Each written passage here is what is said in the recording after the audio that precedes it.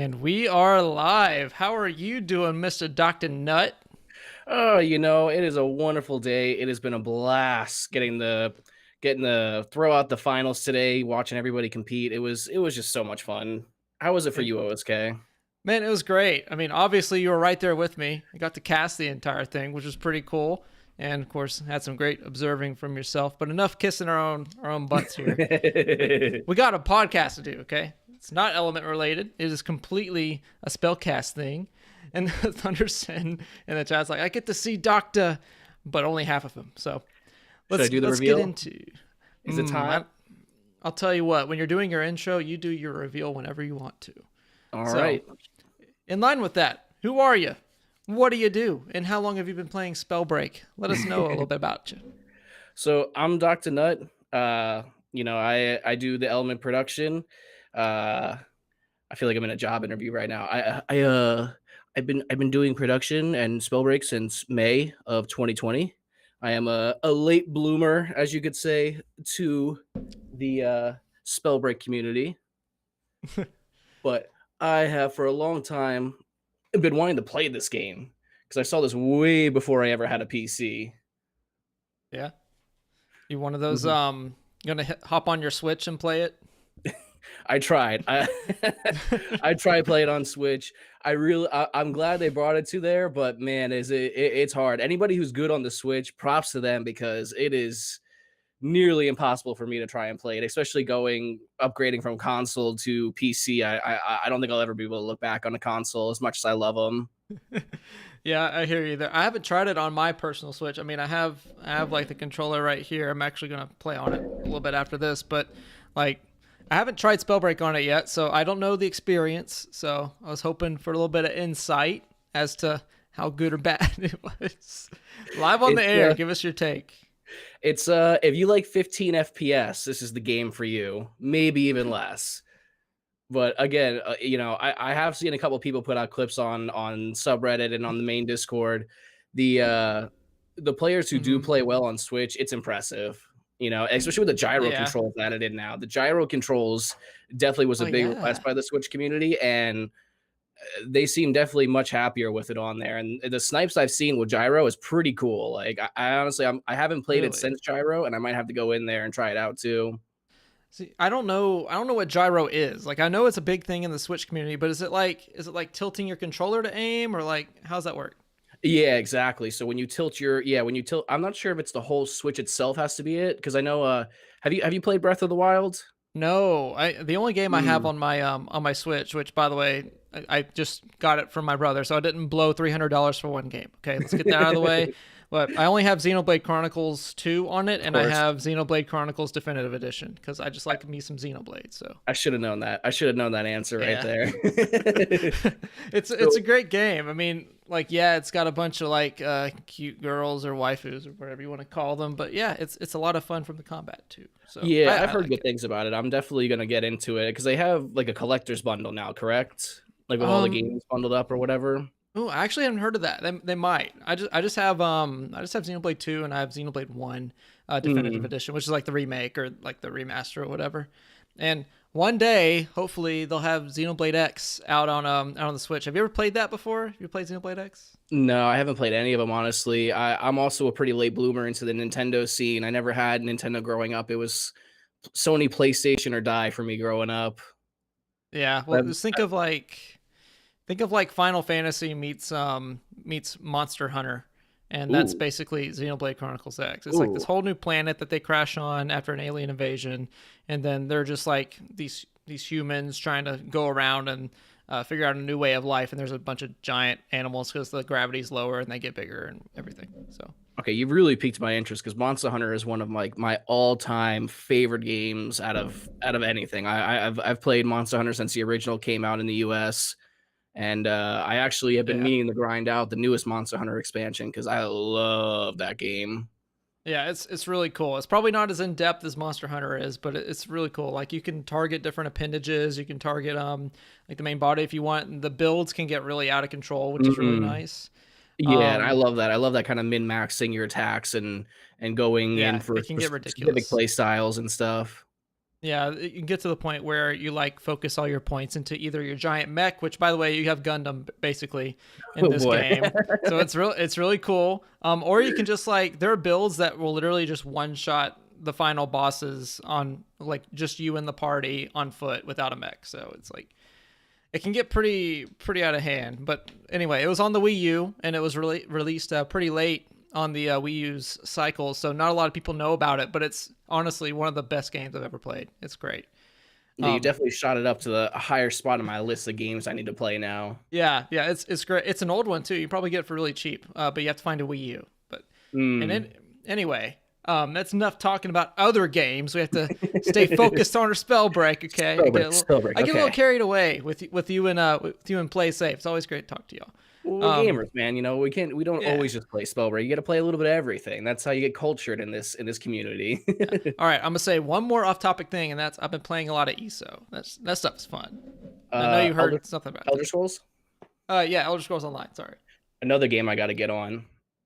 Yeah, but if you like World of Warcraft though, or another MMO, don't do it because it takes a lot of time. But yeah, that's my issue is these big grindy games, Monster Hunter, Destiny. Like I stayed away from World of Warcraft because I know if I get into it, it's GG on my social life. Yeah, exactly. The little bit of social life left, it's gone after that.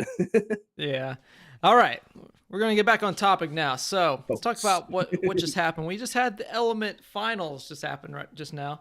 That was a pretty fun event. Like I know me and you went into it thinking that Untiered was just going to carry the whole thing away. And I mean, they did get first place, but I mean, we thought it was going to be a stomp. Like we didn't think it would be close at all. And then out of nowhere, at least in my mind, we had IMQT with Darkbreakers just like really give them a run for their money, as well as G3, which I expected to do well. Nexalino, I think, or Nexaline, was it Nexalinade? Yes. Oh my goodness. But yeah, I think they did pretty well. I think that if had they not been crippled by their early game 5 game and they not been cut off by CNT, I think they really could have taken over third place. But man, what a close event. That was really fun to cast. It really was. And, you know, this is one of my favorite things about being able to produce these streams and being able to observe them live is I get a little bit of extra gameplay I get to watch, because while you guys might be watching either my camera or Strofo's camera and observing what's going on, I'm seeing both angles. So I'm seeing twice as much. And that's something that's definitely going to be worked on in the future, is being able to get some multi cameras in the same scene and all that. And because I would love, because there's definitely times where you guys are casting and I have to really bite my tongue because I'm watching another fight and it's just out of control. It's so much fun. I can hear you sometimes in the back, like through the earpiece. You're just like, oh my gosh. Yeah. That's funny, man. That's funny. It's yeah, you basically have the best seat in the house when it comes to watching Spellbreak. And exactly. I mean, That's the main treat right there, is being able to get that front row seat, because man, you know, I consider myself a pretty solid Spellbreak player, but like when you watch these guys who've been playing since pre-alpha, since the beta, and even some of the newer players like our caster Crashy, he is really flown up as a great player. But when you watch some of these OGs play, it's mind blowing what the tech that they can do, their mechanics. I mean, like it's almost a little bit like motion sickness, because they are just so quick from person to person. It's really quite amazing. I love watching it. Yeah, especially players like Tfal and Elpa. They've like on Stone Shaper, like they've perfected that little bedrock tech with dash to such an extent. Like the camera can't even keep up. It literally zooms out and lets them go forward and then catches up. For sure.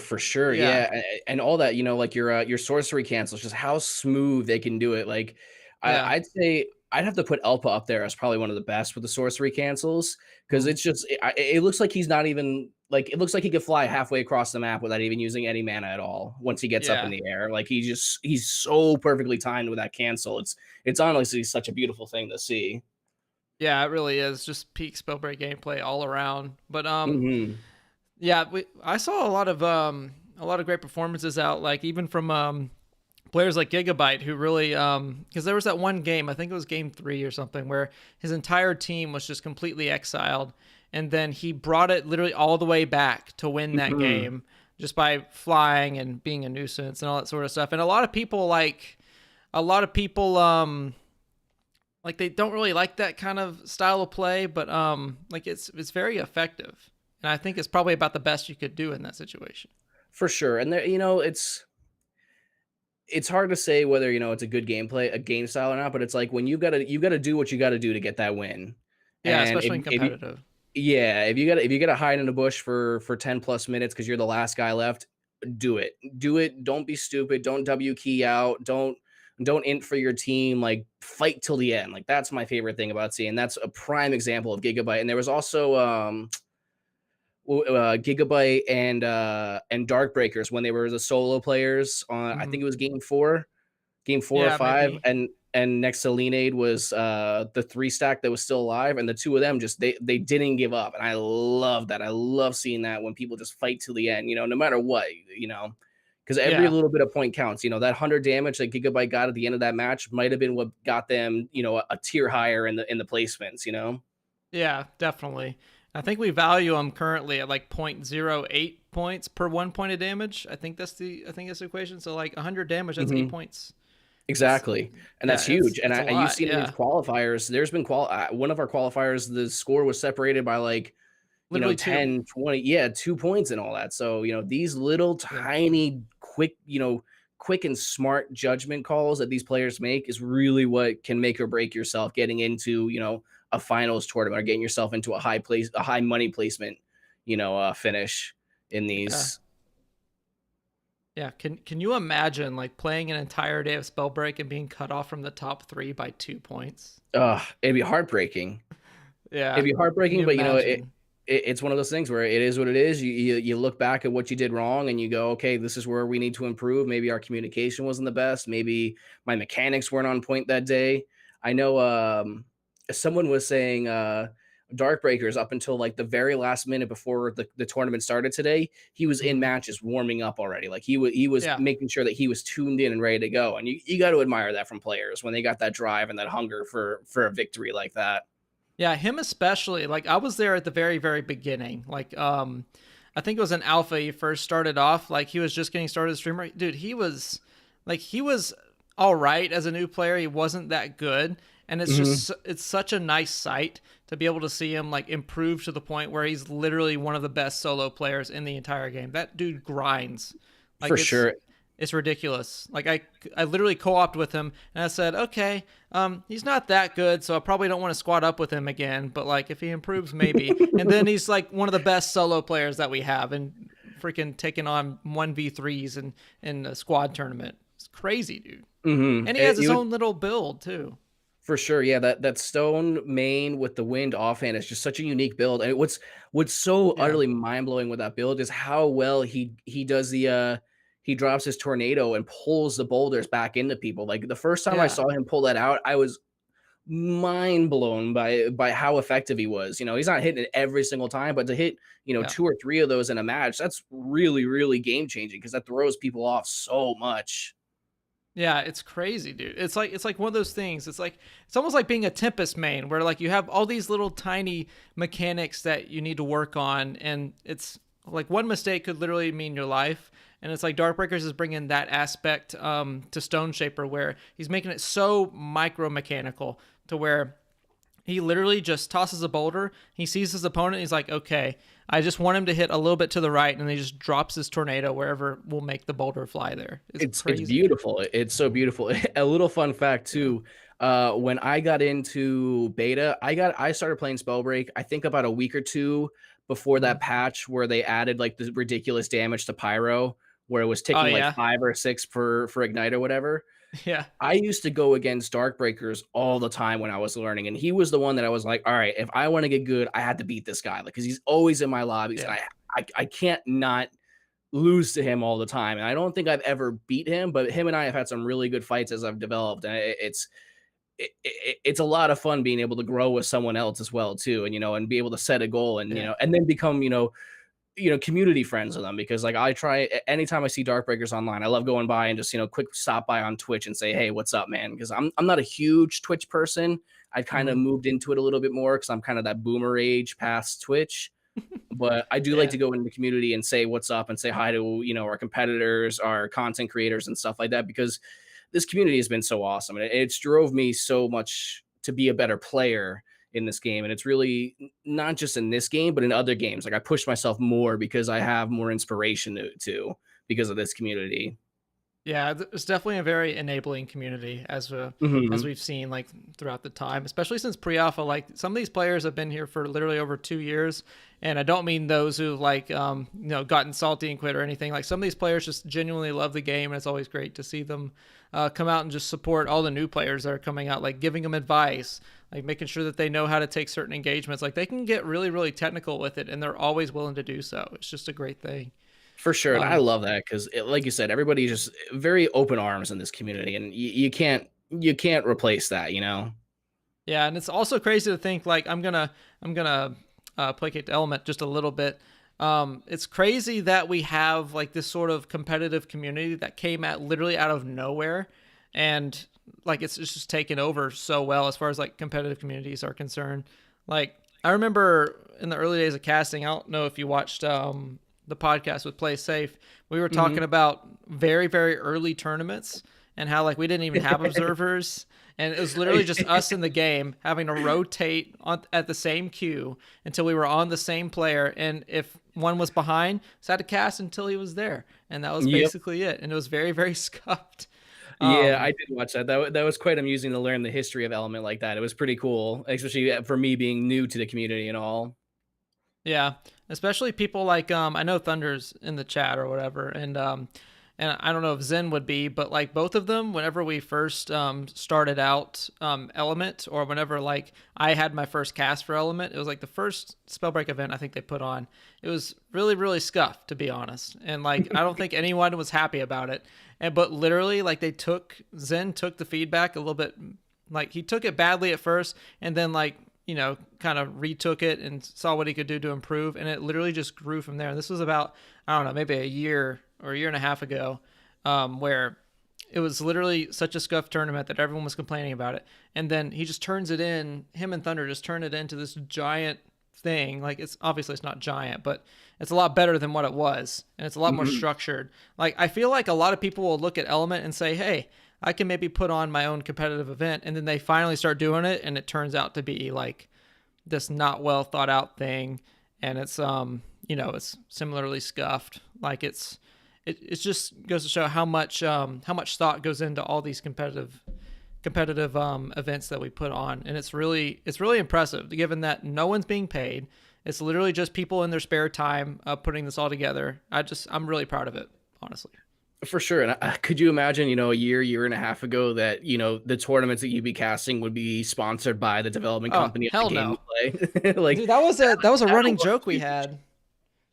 That was honestly a running joke that we had, was like the changes that were coming to the game at the time were like very casually oriented, because at that time I think we had patch 0.30 come out, or maybe it was a little bit after that, where they removed so many mechanics from the game to like kind of streamline it, I guess, for newer players, and also to Mhm. make way for like the console market as well.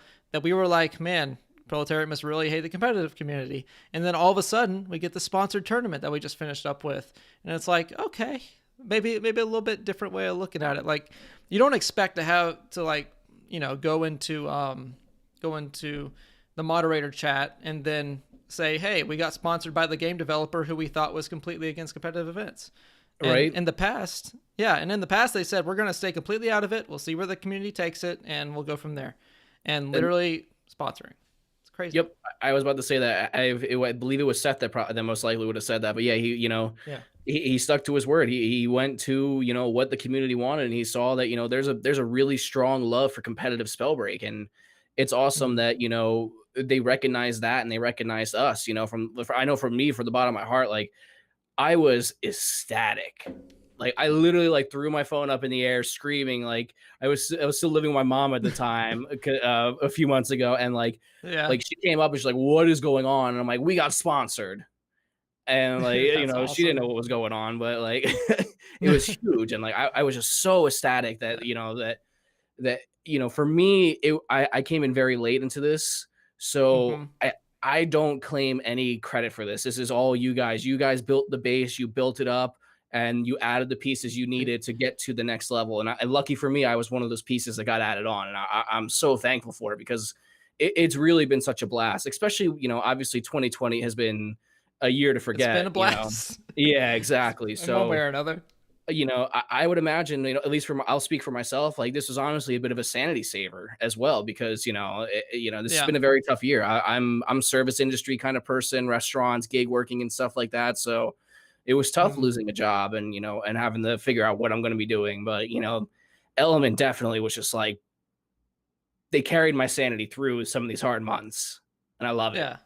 We're always here for you, buddy. Always. Yeah. Yeah, but yeah, 2020's been a bit of a doozy. It's been interesting to say the least. But yeah, I'm with you. I was like, what? We got sponsored. What the heck? Like when did this start being in the conversation? Like it felt like it was so out of nowhere, but it's such a welcome surprise. Because I was already hyped, because I think even just like 3 days beforehand, Thunder and Zen announced that we were doing the Spellbreak Academy. And I was like, this is freaking awesome. Like we're Yeah, working with like Proletariat and all that that. caught And me then off guard too. exactly. And then 3 days later, it's like, oh yeah, hey guys, by the way, big prize pool sponsored by Proletariat. And it Hooray! utterly, yeah, utterly just shocked my mind. And it's been such a privilege being able to do this. It honestly has. And I can't get enough Yeah. of it.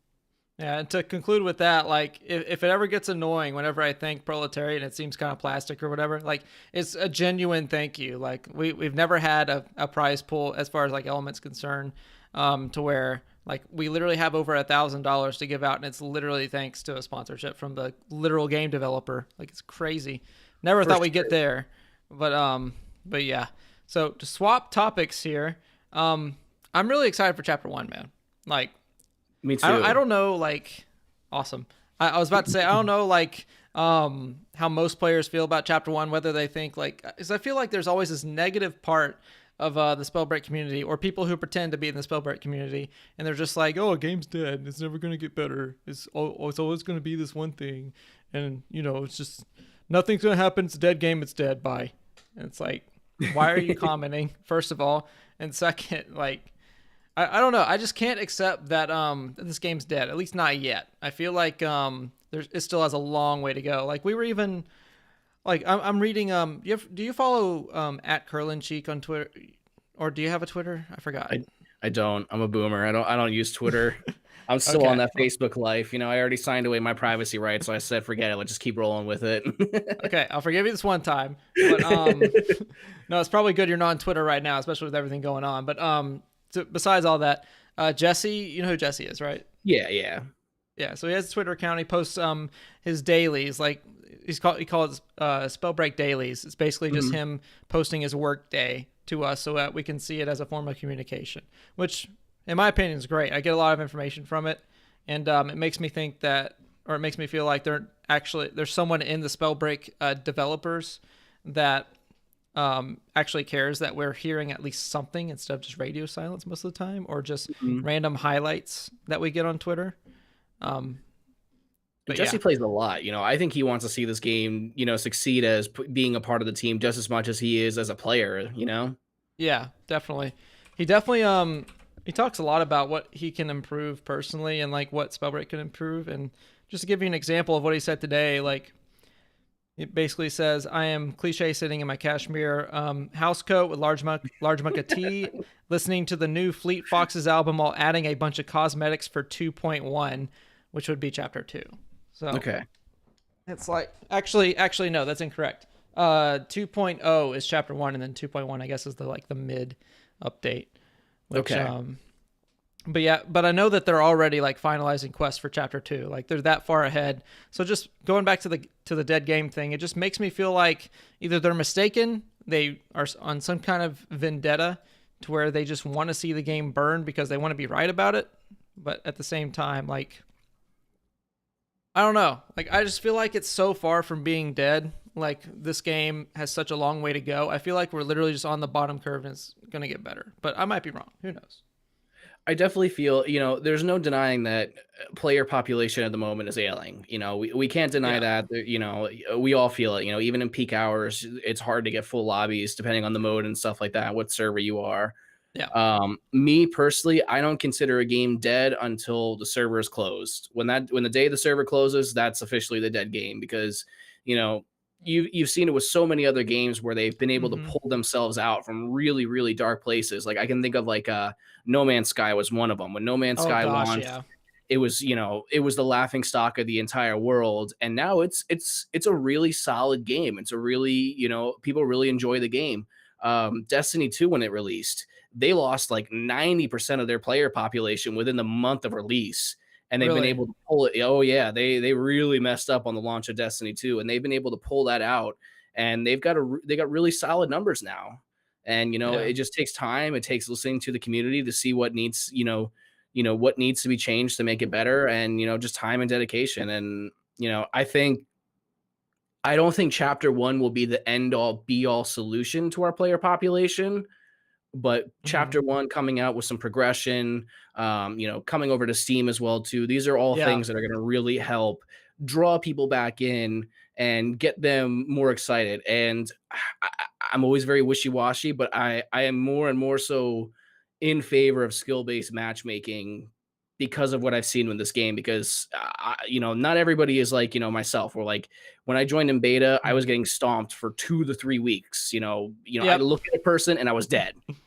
I never even Hmm. the closest I saw them was like looking at them from across the field from Fort Halcyon, and then the next thing I knew, I got blown up.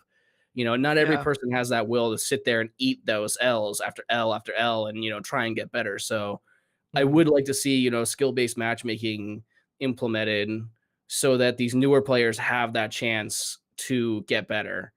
And then obviously BR is just an incredibly difficult game mode to try and get good at. Like my Yeah. first BR was Apex Legends, and my God, I ate the dirt for 3 months in Apex Legends before I was finally able to get like more than 3 kills in a match.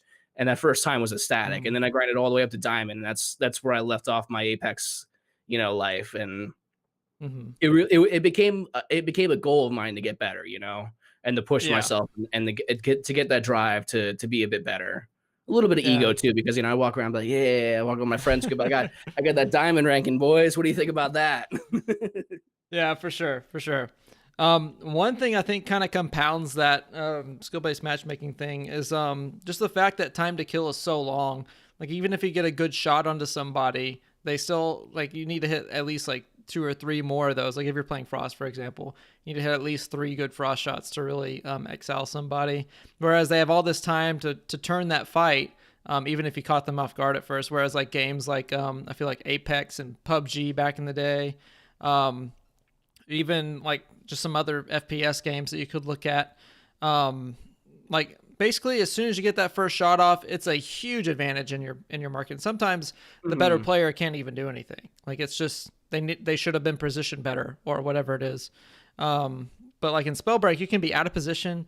You can be like completely burned of all your resources. But if you're good enough, then the time to kill is so long that you can easily just recover that and then turn a fight. I feel like this game more than others probably deserves a little bit of skill based matchmaking just based on that. Just the For fact that sure. time to kill is so long. And you look at players like I'll bring up Megaverse. Megaverse, I think when Hmm. I watch him, is probably like the king of thinking that he's dead, and then he turns around and drops the entire payload on you.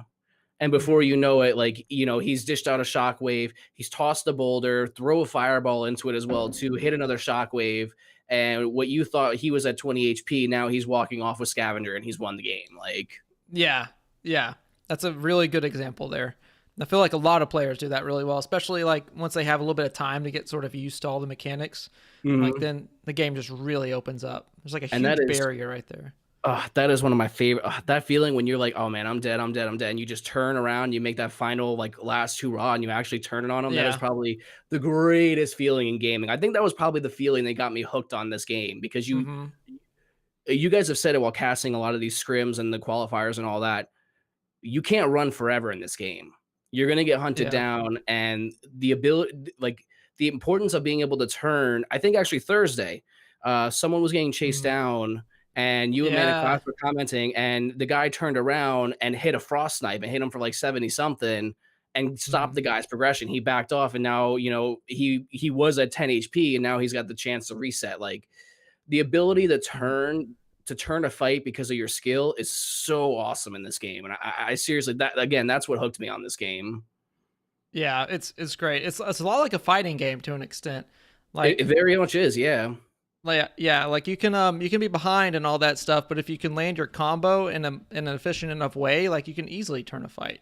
Hmm. It's pretty crazy. It's like when I'm in Clash, for example, like I'll be rocking a Pyromancer or whatever class I feel like running that day, and I can literally be 50 HP, and I mean like 50 health, and still feel fine because I'm like, okay, as long as I position up here, I know the tools that I have, and I can easily just turn down and melt a player if they try to chase me or whatever. And it's literally that simple. Like you start to realize like what your power specs are. You start to realize what's the dominant position and how is it dominant and what can I do to sort of, you know, put this in an advantageous state to where I can easily turn this engagement. Like it's such a good feeling whenever you finally start realizing that kind of thing. And that something similar has happened for me, at least whenever I play League of Legends, for example. Hmm. I finally gotten to the point where my main is like Irelia or Riven, depending on my mood. And it's like, okay, I know I'm like 30 HP right now, but if I Q 3 times and then I hit an E, then I know that I'm going to win the fight with 50% HP because of my healing or something like that. Hmm. And it's very, very similar for Spellbreak, I feel like. Very much so. You got that small, tiny little window where you can turn it, and if Yeah. you hit those shots, if you hit that whole combo right off, you can take advantage of that little window of someone's mistake. And I think the halftime video that we had today for the finals, Mhm. one of the first clips was, I believe it was on Kamski, and you can hear Kamski talking to his team, you know, Tfal and Elpa, saying, you know, wait for them to make the mistake. Wait for them to make the mistake, and then we jump on them. And I think that's something that's Yeah.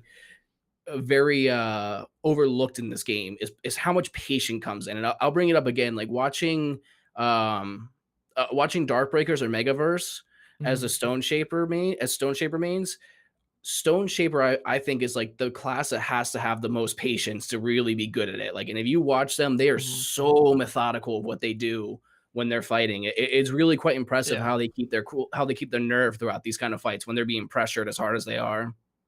Yeah, it's absolutely crazy. And like it's also one of the most uh burstable classes in the game as well. Like I didn't realize this early on, but apparently you can combo 2 boulders into anything in like a second. So it's like Mm. you can literally like I'm not kidding. You can do this in the practice tool after this podcast if you want. You can literally just toss 2 boulders into a shockwave in literally like a second. It's that quick. And Yeah, that's kind of what you were talking about with Megaverse. Megaverse is really good at doing that. Like he's mastered that combo so well.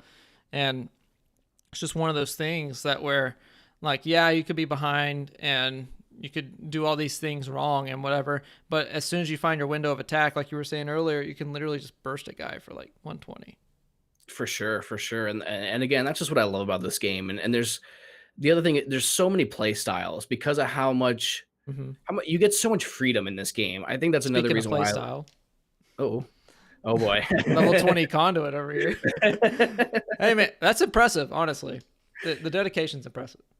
I dig the Conduit class. It's a lot of fun. I know there's a lot of people who don't like the Conduit class, and I've got my own gripes of it as well too. I definitely think that it's very overtuned for the class. And you know what's funny is I started playing Conduit when we had the desync Mm-hmm. issues, Oh, and wow.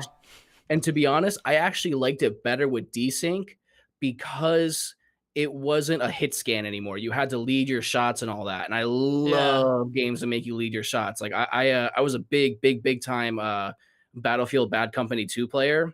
And Mm-hmm. like I love sniping that game. So like shooting a shot, you know, and leading your target, you know, 50 meters forward, 100 meters up and stuff like that. Like, so Conduit kind of felt like that Yeah. during the desync. Now I know a lot of people did not like the desync issues, and trust me, I didn't like it on any other class. But I actually had a lot of fun with the desync on Conduit, and that's where I Yeah. grinded out most of my levels. Yeah, I would agree with you. That was it was very satisfying to like be able to track that far on people. And like obviously we knew it was a problem and it felt like a problem because we knew it was a problem. But if it was like the normal lightning trajectory, I wouldn't have a problem with it, honestly. Mhm. No, I agree. I would not have a problem with that, and some other things I wouldn't have a problem with. Like I the power surge, your passive, you know, Hmm. skill one ability. I don't think it should reward you for missing shots. You know, Oh, potential energy. potential energy. Sorry, yes, that's it. Yeah. How great of a conduit user am I am.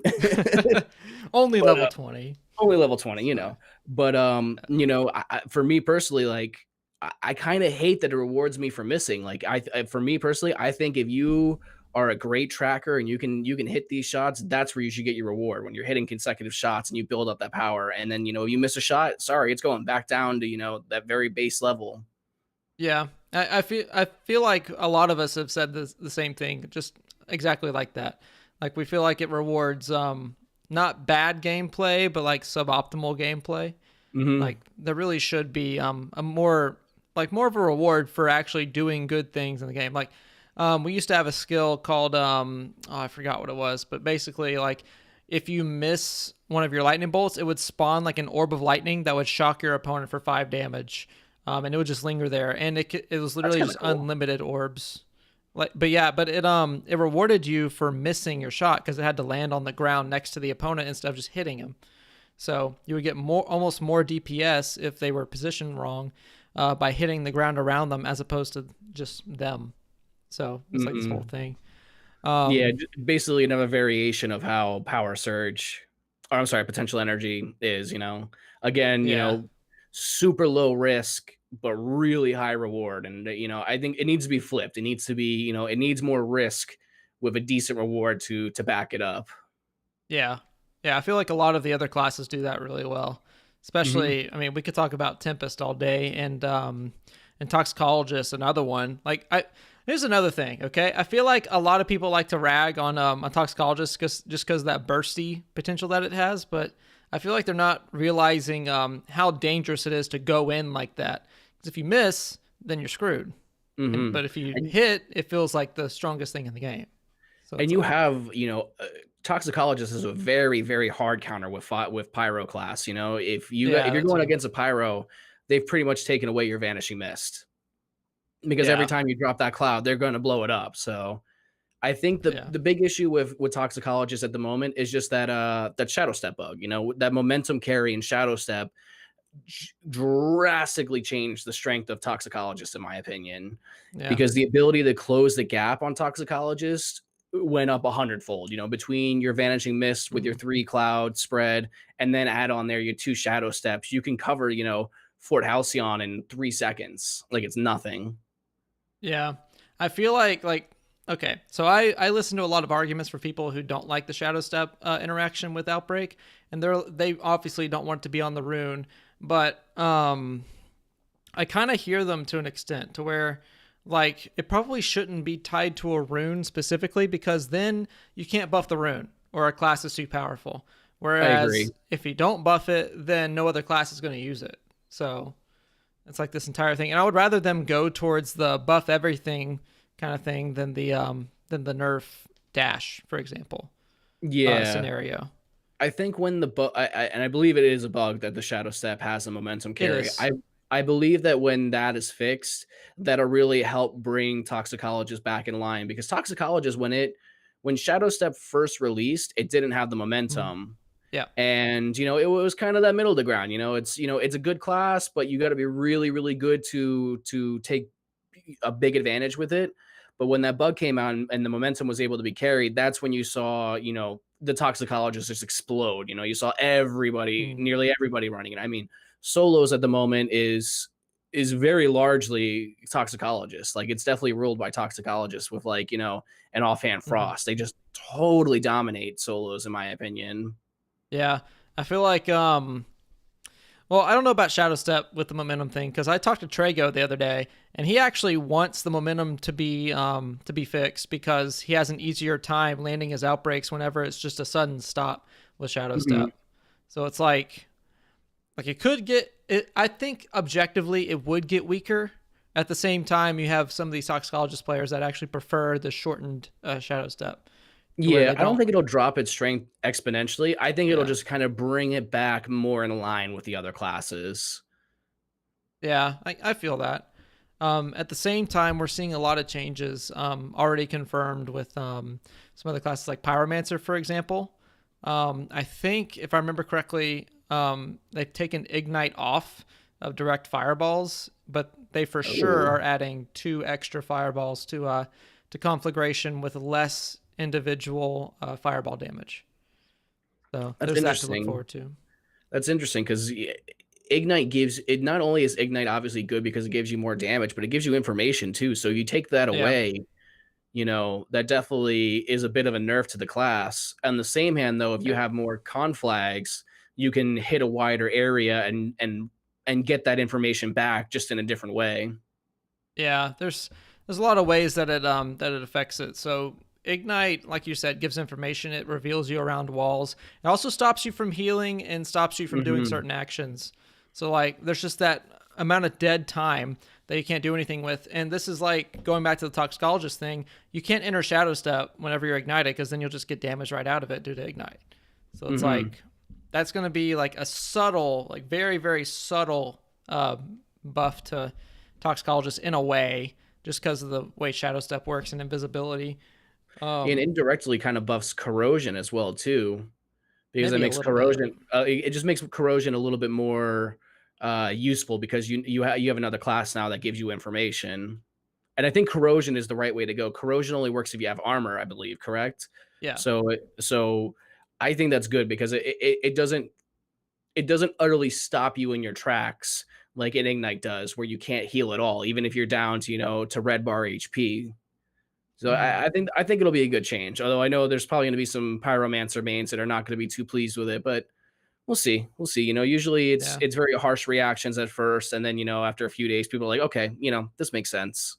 Yeah, I think another thing that they're doing, well, I know another thing that they're doing, they're reducing the splash damage of Combust, which is definitely something that needs to happen. Well, really, Yes. it's, yeah, but it's only, like, at blue rarity, it's only by, like, 2 damage. So maybe it'll add up over time, but what I really want to see them do is reduce the radius, which I think they're also doing. But I think that's the main thing. I don't want to see a, like we were talking about Conduit, you're getting rewarded for missing. Well, Pyromancer's like, you just have this giant cushion that you can miss. You're not really being rewarded for missing, but you can still miss and do a lot of damage, kind of thing. Yeah, and I definitely don't. I don't hate that it has combust and that you do have that bigger blast radius because it's hard. It's really hard to hit those in-air fireballs, and you should be rewarded a bit for being able to chase down people. But like the radius that it's at is just kind of like you could be 3 to It's 4 more than steps 3 around the character corner. models. Yeah, yeah, you could be quite a distance away around the corner, and someone can hit you with combust, and it's like it's a feels bad for sure. Yeah.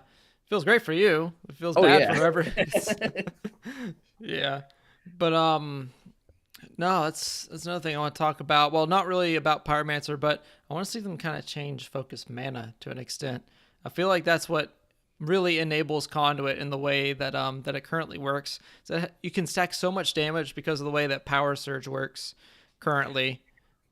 I remember I was so worried when they announced the fervor nerf by adding more costs, and I was like, "Oh no! Like I love fervor. I'm gonna have to pick between focus mana or fervor." And then it was like, "Oh wait, no! I can still run the exact same build With recovery. with recovery. I can run Yeah. probably arguably the 3 best talents in the game still on this class. Yeah. Really? You think focus mana is better than Runic? I guess it depends on what you're doing. That's the big thing. Okay. It's definitely so. I'll say this. It's definitely the best 3 talents for Conduit. There's no doubt. There's no argument. Focus mana, fervor, recovery. Yeah, you don't even need Runic on Conduit. Yeah, exactly. Because you get your extra charge through your sorcery. So you can have your extra charge. For me, I'm a TP conduit. So I have my initial charge, drop the lightning strike, get a second charge. I can go in the battle with those 2 and then drop my sorcery again off cooldown and now have an escape tool and get a third TP charge and escape back into away from the team and continue to poke it from range. So Yeah. at least for me, Runic is not. I've honestly stopped using Runic in all my classes because I've gotten so used to just having a single charge. Like I've played a lot more Stone Shaper since I hit level 20 on Conduit, and I honestly don't even use Runic on that class either. I actually I still use the Focus Mana Fervor Recovery build. Yeah. It's really fun, to be honest. It's really, really fun. Just to see, like, for Fireball example, to hit 50 damage off of 1 fireball, you just feel like you're a god almost. As long as you can as long as you can space out your shots, you can just do it over and over. And even if you're a stone shaper, like you're hitting, we saw Darkbreakers today hit 58s off of his stone, which is crazy. And it only gets better, like the more damaging thing that you have, because it's like plus 30%. If you have a bigger number, it's going to be a bigger increase. So it's a thing for sure. Oh yeah, it's a thing to behold. And back to your point, or back to your question, I think focus mana and focus mana and runic are probably neck and neck with the top tier talents, in my opinion. I'd agree. One of them is just more for it. It's going to depend on your play style, you know. You know, focus mana, if you're trying to push out damage like a conduit, you know, you're typically the shot caller, and you know, you're putting damage out from a distance. Where runic is extremely strong on pyromancer, because you can just you don't let anybody escape, and you just W key them down. So it really just depends on what kind of class you're playing and what kind of play style you're trying to have. Yeah, for sure. All right, so changing topics here. I want to get back to the sort of production style talk that we were talking about with you. How'd you get into this? Like, what are you doing? You know, it's funny. I got my first like legitimate like gaming PC back in May. Kind of another one of my saving graces during this pandemic was getting this. And I always had the intent when I got this, I was like, I don't want to just game on this. I want to be streaming. I want to try and make a community, or I want to become a part of a community. And when I discovered Element, you know, I played a few scrims here and there. I didn't really know anybody. And then the one day, Thunderson put the notice out that they were looking for someone who wanted to do production. And at that point, I had done some streaming. I knew the basics in and out of OBS and stuff like that. I told them straight off the bat, I was like, I am a pleb when it comes to this. Like, you are drafting a noob with a really good computer. So like, this is going to be a learning process for all of us. And, you know, I just put the time in to trying to figure this stuff out. You know, Mana Class really helped out as well too. When we brought him in, he's pointed me in a lot of really good directions for stuff to look into and all that. And it's been a really good learning experience, because, you know, I'm not going to say I'm a computer expert in any sort of way, but like, I've definitely learned how to work my way around a computer and solve issues. And that's something I like, is, you know, trying to think critically and figure out issues and stuff like that. And that's been another fun part, is like, you know, anytime little things come up, you know, being able to go through and troubleshoot. That's kind of one of the reasons why I wanted to get into this. Yeah, you do a great job of it too. We had, I'm not going to name him, but we had another guy before you. And honestly, you do it, like, to be honest, a lot better than what he used to do. He was really good at it too. Like, he had done this before and all that sort of stuff. But man, you really stepped up to the plate and helped us out whenever we needed you. So it's always a great time to see a good production, you know? And I got to say, like, you know, it's definitely not just me. Like I said, Mana Class helped out a lot. You know, we've got an awesome graphics team. You know, oh my gosh, the graphics team, I could go on for days about them. Jovan and Nikolai, and they brought in Jellied as well too. Like, they do a great job putting out all the graphics and setting up, you know, getting the scenes made and stuff like that. You know, and between you guys as well too, you and Plays really helped me out a lot when we first got into this. You guys really, you know, you took your time to, you know, to sit there and practice with me. Like, that was another big thing, was learning how to, you know, help you guys build a story, help you guys, you know, have the best kind of environment for you guys to cast. And, you know, I appreciate, you know, how much help was sent out here between Thunder and Zen, and even the hosts, you know, all the hosts that get us together and stuff like that. Like, you know, it's really been a community and team effort. And, you know, it's, you know, I run the stream, but none of this would be possible, you know, without everyone else behind the scenes. Definitely. It's always a humbling experience whenever you're done with it, a production, and you can just like sit back and just look at your handiwork and just know that like it took everyone to get to this point. And it's always nice for them to have your back. For sure. And one more thing real quick. Crisp, I would love to see another Marlowe transition. Oh my God. Dude, for real. That was awesome whenever we first saw it. We were like I remember some of the memories coming out. Like, someone in the chat was scared whenever there was a giant head that came up. It was funny, but like, yeah, those 3D renderers are just amazing, honestly. Like, I don't know how people, like, I don't know if it's like just grabbing assets from game files, or if you have to like literally make it from scratch. Like, I don't know how that whole thing goes. So it's always impressive to me to be able to see what people can create with that kind of thing. For sure. And again, everything has come together with Element because it has been, it's a passion project between all of us, I would say. Yeah. I think think it'd be safe to say that all of us have a passion for this, and all of us, not only want to see Element succeed, but we want to see Spellbreak succeed, and we want to help, make this game succeed as well. Yeah, definitely. I mean, I could go on all day about how much I love to play Spellbreak. Like I've been playing it Mm, for how long now? It's December. I've been playing it for literally 2 years at this point. you're a It's lucky been man. I an wish I had that time in. dude. It was an awesome time. I literally just like the way I found it out was I literally just had a random friend like say, "Hey, you're because I was content creating for like Elder Scrolls at the time."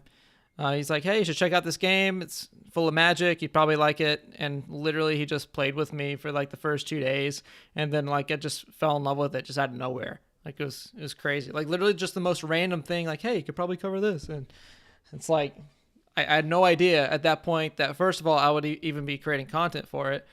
Second, that I would even be casting for it. Mhm. Like literally, the casting thing happened because I asked Plays if he just wanted some random dude to cast with him. Like it just seemed That's cool at the awesome. time. Yeah, it just seemed cool at the time, and then a year and a half later, here we are. So it's crazy. But That's awesome. yeah, that's an awesome story you have too. Just I'm glad that this kind of thing and Element has really helped you out during these troubling times for Ooh, 2020. real quick, you want to know Yeah. how I found out about Spellbreak? Ow. I watched Marcus destroy Shroud. You're That's watching how Shroud? I didn't watch Shroud. I watched one of Shroud's like on his his TV YouTube channel or whatever, Yeah. and it was him getting sniped by Marcus, and I was like, this is cool. So like I looked at the name and I was like, this dude has to be streaming. He's got a dope name like this. And lo and Yeah. behold, I typed in YouTube like Spellbreak, and Marcus was the first guy to pop up. And he Marcus Mhm. was the one that the one that taught me the game. Darkbreakers was the one that drove me to get better at the game. Yeah. It's very funny that they were on the same team today too. Like It's it's so, funny to yeah, see. it's weird how it all comes around like that, isn't it? Yeah, it's crazy. Well, on that note, should probably start wrapping up because it's almost been an hour already. That's pretty crazy. That went pretty fast.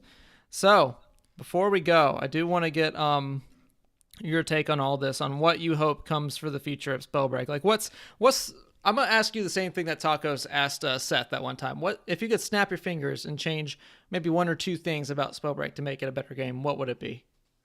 It's hard, I'm very different in that, like, they got very excited when talking about this, that Seth wanted a kind of like CS:GO kind of loot economy Mm-hmm. kind of game. I'm not too big into those kind of games. I don't like sitting around and waiting for the next round if I die and stuff like that. I Mm-hmm. think for me, one of the things I would like to see is just a pure TDM. Like I want like, everybody has blues. That's all you get during the match. Everyone starts with blue gear, and you pick, your main gauntlet and your secondary gauntlet, or maybe you could find, kind of like a Quake style. You could find different gauntlets around Mm-hmm. the map and you can swap them out and stuff like that. Or if you ever played Titanfall 2, I I would love that love game so much. yes, I would So good. love a Coliseum mode, like a 1v1 where, Hmm. this week the map is Fort Halcyon, like it's a portion of Fort Halcyon. Next week it's Timberend. The week after that it's Ruby Grove, and you fight in those areas and you get a predetermined loadout, and it's you versus me. Who's better at this skill? Who's better at this setup? And who can adapt the best? Hmm. That for me would be my ultimate dream. I think that would be so much fun. Do you like arena mode? I would like an arena mode, yes. And I would, Awesome. and outside of 1v1, I would like to see like a 2v2 or a 3v3 as well too. Because I will say, Yeah. like, every once in a while when you're in that late night clash sessions and it's a 3v3, that's kind of the feeling I get. I'm like, this is almost like we actually have to coordinate and work together instead of just the pure chaos of 9v9. Yeah, I definitely feel that there. And hopefully there is no looting phase. That would be Yes. my big ask. But with all that out of the way, let's go ahead and shout out anything you have to shout out or anything you'd like to share with the crowd before we go. The only thing I got social media wise is on the very, very rare occasion I'll jump on Twitch. So, twitch.tv, whatever, DoctaNUT, spelled just like you see on the screen. But again, I very rarely, I'm streaming. But otherwise, I want to thank everybody for who sticks through the game, who supports the game, who loves this game, who, even, we talked about this beforehand, how toxic Reddit can get and stuff like that. You still see people going Yeah. in there, and even with the most visceral and just like most toxic posts, you'll see a couple guys and they'll be like, hey, I understand where you're coming from, but think about it like this. And to people who go out there and even will go out and agree with, maybe like, you have a point in your very toxic response, maybe try and word it better so it's more constructive. Shout out to you guys, because you all are really what set this game apart. A real quick, a little funny thing was when the game first released, OP put a post on Reddit, and it was, Hmm. I think it was maybe like some kind of like a toxicologist clip or something like that. And Hmm. someone was like, this community, someone was like, oh, this community's toxic. And I was like, yeah, there's a lot of toxicologist players playing out there. It's really stepping up in That's the always my world. favorite.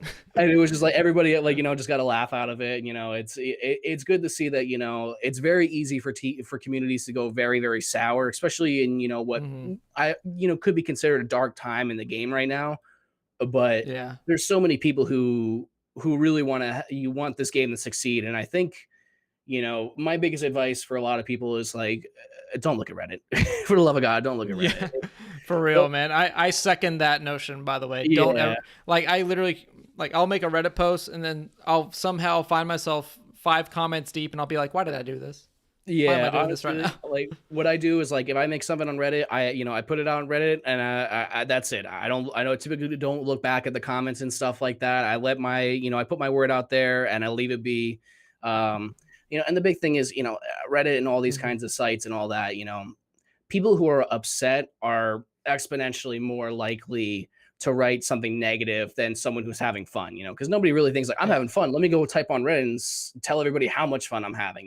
Yeah. So it Reddit makes it look like this game is just like getting stomped to the ground. It's not. It's really not. There's a good community. Like I said, the player pop is low, but I think Proletariat has a plan, and I think they're confident because they're putting money into these tournaments and stuff like that. So they wouldn't just be throwing money if they were scared of losing money. Yeah, I definitely feel that. And to some extent, like this, I really hope that they have some sort of progression system laid out for Chapter 1, because the last thing I want to have happen is Steam to be released, or for Spellbreak to be released for Steam.